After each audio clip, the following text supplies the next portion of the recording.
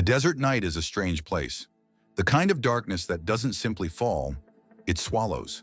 The air hums with silence, the sand glows faintly under a pale moon, and far off, the mountains cut black shapes against an empty sky. Somewhere in that silence, a group of men, American soldiers, rode in their convoy through the high desert of southern Iraq, the tires of their Humvees grinding against the dust. It was April 2007, deep in the Anbar Province, one of the most volatile regions during the height of the Iraq War.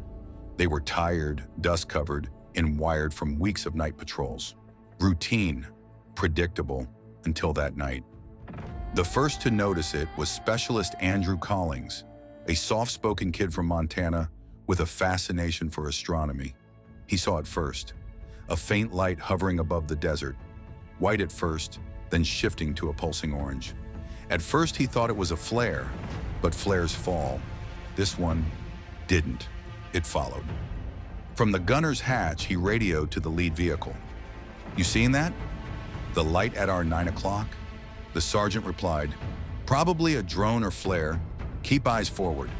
But as they continued, the light mirrored them. Every turn, every pause, every stretch of silence.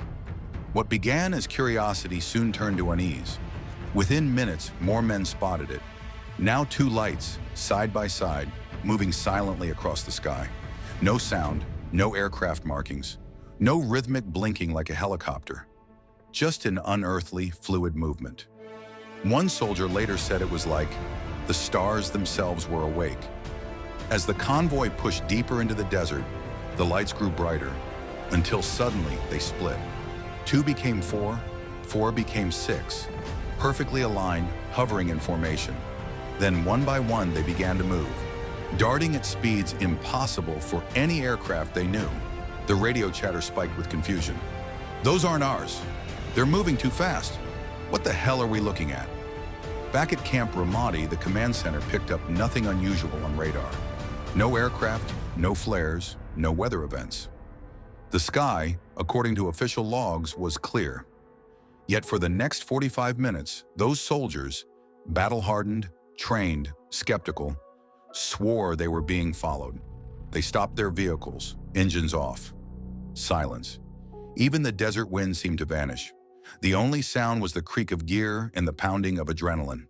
The lights slowed, hovering in eerie stillness, before one of them, the brightest, dropped vertically toward the horizon at incredible speed, disappearing behind a ridgeline. Then came a flash. Not an explosion, not heat or shock, just a pulse of light that washed the sand in silver. One soldier described it as a camera flash from God. Then everything was gone. The lights, the hum, the silence. Only the cold desert and a long, confused ride back to base. When they returned, they reported it. The event was logged under Unexplained Aerial Phenomena. No radar hits, no satellite confirmations. But they weren't the only ones. That same week, multiple patrols across the region, near Haditha, Fallujah, and Tikrit, filed nearly identical reports. Unidentified lights, moving erratically, no sound, no known origin. Years later, in 2019, declassified U.S. military documents would reveal that sightings like these weren't isolated. Across Afghanistan, Iraq, and Syria, soldiers routinely reported mysterious aerial objects that outmaneuvered aircraft and ignored radar detection.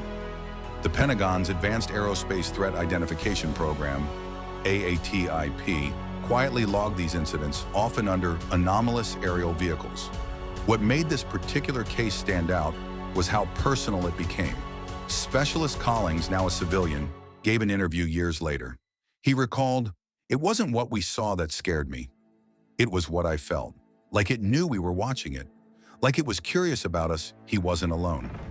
Sergeant David Reyes, who led that convoy, described in his journal a recurring dream.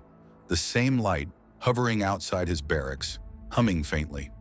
A psychiatrist later suggested post-combat stress, a common symptom. But Reyes wasn't convinced. He claimed that weeks after the encounter, his night vision goggles malfunctioned, only to show faint glowing spheres at the edge of his vision. When he blinked, they were gone. To understand how unsettling this was, you have to picture their world. Iraq, 2007. A place of tension, fear, and sleepless vigilance. Every flicker of movement could be an ambush. Every strange sound could mean danger. Soldiers lived in the thin space between reality and exhaustion. The brain, deprived of rest, could play tricks. Light distortions, dust reflections, ball lightning. The human mind searching for patterns in chaos. That's what skeptics argued. Dr. Joseph Farrell, an astrophysicist and defense consultant, reviewed the reports and concluded that thermal inversions and plasma reflections could create illusions of movement and intelligent control. The desert heat could bend light, he said, creating glowing orbs that seemed to follow vehicles. But others disagreed. A classified intelligence briefing leaked years later contained sensor data from a reconnaissance drone flying near the same area that night. It recorded unidentified luminous objects traveling at variable speeds and altitudes inconsistent with atmospheric phenomena. In plain language, they saw it too. The military never publicly explained what happened. The official report listed as UAP encounter, no threat detected. But the soldiers who were there, they never forgot it. Collings said that after returning home, he'd often stand outside his house at night, staring at the stars. Sometime, he said, I'd see one move. Just a little. Just enough to remind me Reyes, now retired, told a reporter in 2021. You learn to accept that not everything in war comes from an enemy. Some things just... Watch that night in the desert became a quiet legend among deployed units, whispered about during guard shifts. Half joking, half praying. The lights that followed were the ones that moved like they were alive. No one could explain them, and maybe that's what made them unforgettable. Because sometimes in war, the most haunting things aren't what you fight, they're what you can't understand.